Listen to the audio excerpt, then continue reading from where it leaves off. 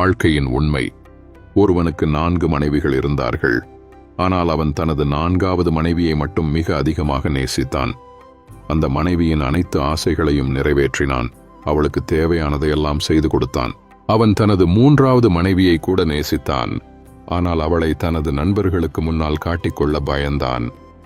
பிறரோடு ஓடிவிடுவாளோ என்று பயந்தான். அவன் தனது 2வது மனைவியையும் நேசித்தான். ஆனால் தனக்கு பிரச்சனைகள் வரும்போது மட்டும் அவளிடம் போவான். அவளும் அவனுடைய பிரச்சனைகளில் உதவினாள். ஆனால் அவன் ஒருபோதும் தனது முதல் மனைவியை நேசிக்கவே இல்லை.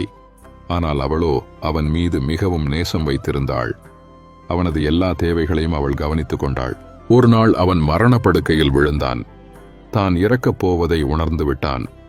தான் இறந்தபின் தன்னுடன் இருக்க ஒரு மனைவியை விரும்பினான். எனவே தன்னுடன் சாக யார் தயாராயிருக்கிறார்கள் என அறிந்து கொள்ள விரும்பினான். தான் அதிகம் நேசித்த 4வது மனைவியை அழைத்தான். அவளோ அதிரடியாக மறுத்துவிட்டு அவனை விட்டு நீங்கினாள். அவன் தனது 3வது மனைவியை அழைத்தான். அவளோ, நீயோ சாகப் போகிறாய், நான் வேறு ஒருவருடன் போகப் போகிறேன் என்று கூறிவிட்டு சென்று விட்டாள். பிறகு தனது 2வது மனைவியை அழைத்து கேட்டான்.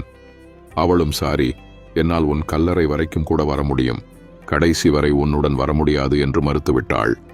நொந்து போன அவன் இதயம் தளர்ந்து போனது. அப்போதுதான் அவனது முதல் மனைவியின் குரல் ஒலித்தது.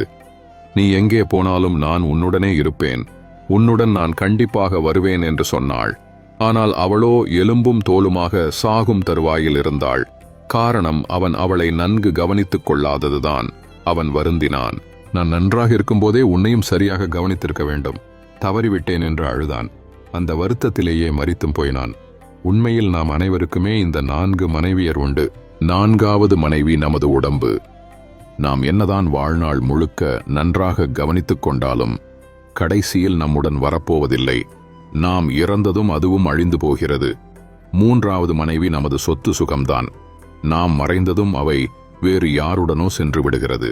நமது 2ஆம் மனைவி என்பது நமது குடும்பம் மற்றும் நண்பர்கள். அவர்கள் நமது கல்லறை வரையில்தான் நம்முடன் கைகோர்ப்பார்கள். அதற்கு மேல் நம்முடன் கூட வரப்போவதில்லை. நாம் கவனிக்காமல் விட்ட முதல் மனைவி நமது ஆன்மா. நாம் நன்றாக இருக்கும்போது நம்மால் கவனிக்கப்படாமல் நலிந்து சிதைந்து போயிருந்தாலும் நம்முடன் இறுதி வரை கூட வரப்போவது நமது ஆன்மாதான். இதுதான் வாழ்க்கை. வாழ்க்கையின் உண்மையும் இதுதான். அனைவருக்கும் பகிருங்கள். இதுபோல பதிவுகளுக்கு ஜே ஹெல்த் பக்கத்தை ஃபாலோ செய்யுங்கள்.